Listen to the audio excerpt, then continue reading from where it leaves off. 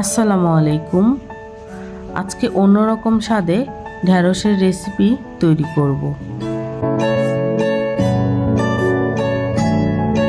তাহলে চলুন রেসিপিটি শুরু করা যাক। প্রথমে ঢেঁড়সগুলো টুকরো করে কেটে নেব।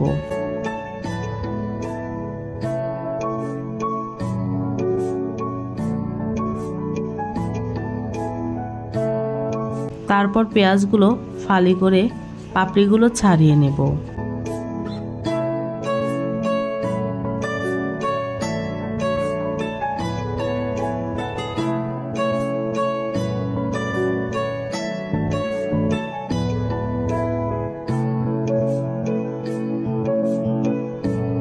এবার টমেটোগুলো একটু বড় সাইজের টুকরো করে কেটে নেব।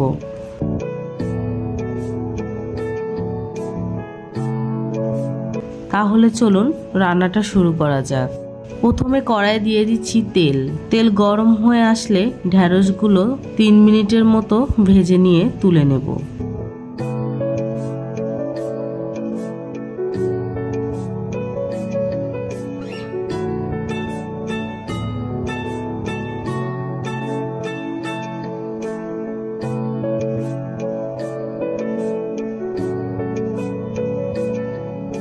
এরপর পেঁয়াজের পাপড়িগুলো দিয়ে দেব। 2 মিনিটের মতো ভেজে তার মধ্যে দিয়ে দেব টমেটোগুলো।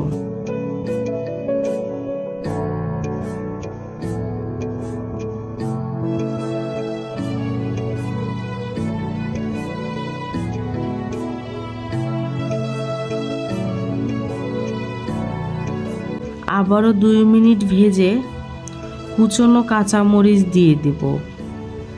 একটু ভেজে তুলে নিব সবগুলো।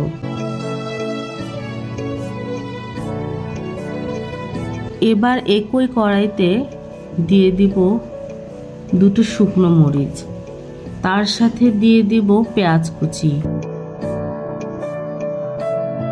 একটু নেড়ে নেব। পেঁয়াজ হালকা কালার আসলে তার মধ্যে দিয়ে দিব রসুন আদা বাটা। সবগুলো একসাথে ভালোভাবে ভেজে নিতে হবে।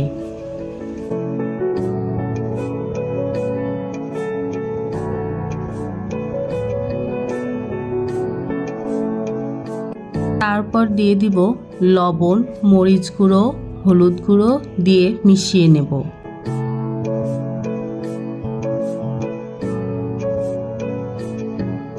এরপর ছোট করে কেটে রাখা টমেটোগুলো দিয়ে ভালোভাবে কষিয়ে নেব।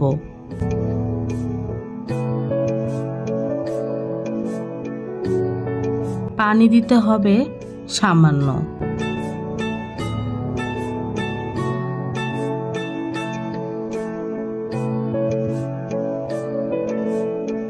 এরপর ঢাকনা দিয়ে ঢেকে দেব।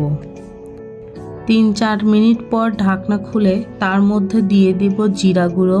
আবারও ভালোভাবে মিশিয়ে নেব। মেশানো হয়ে গেলে এ পর্যায়ে দিয়ে দিব ভেজে রাখা পেঁয়াজ, টমেটো। তারপর নেড়ে নেব। এরপর দিয়ে দিব 1 চা চামচ চিনি, যা এটির স্বাদ দ্বিগুণ বাড়িয়ে দিবে। তারপর একটু ভালোভাবে কষিয়ে নেব। এরকম উপরে তেল উঠে আসলে ভেজে রাখা ঢেঁড়সগুলো দিয়ে দেব।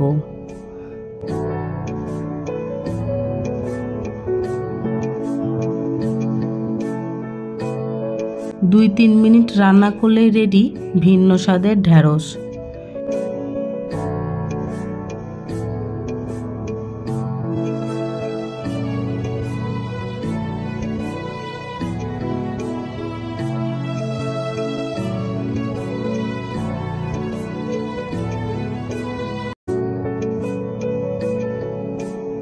খেতে অসম্ভব ভালো ছিল। আপনারা বাসায় একবার ট্রাই করে দেখবেন, আশা করি ভালো লাগবে।